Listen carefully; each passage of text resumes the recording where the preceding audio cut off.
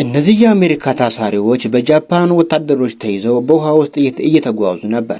ይህም ሳለ ግን እነዚህ ታሳሪዎች ጃፓን የሆኑ ወታደሮችን ሲመለከቷቸው ሙሉ በሙሉ መሳሪያ ይዘውን ያዩዋቸዋል።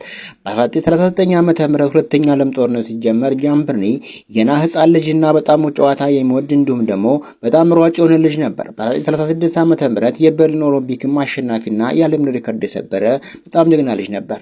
ነገር ግን ሁለተኛ ዓለም ጦርነት ሲጀመር እሱ ወታደር ይሆንና ጦር ኃይለኛ መሪ ይሆናል። በሰዓቱ ይህ ከሆነ በኋላ ግን ቦምብ እየጣሉ ሳለ በአጋጣሚ የሚሄዱበት ፕሌን ይበላሽና መዘግዘግ ይጀምራል። ትንሽም ሳይቆይ ወርታች ይወርድና በከፍተኛ ፍጥነት ከውሃው ጋር ይጋጭባቸዋል። ይህ ከሆነ በኋላ ወደ ውሃው ዳር ይወጡና ከሱ ጋር የሆኑ ጓደኞቹ አንደኛው ጓደኛቸው ተጎድቶባቸው ነበር።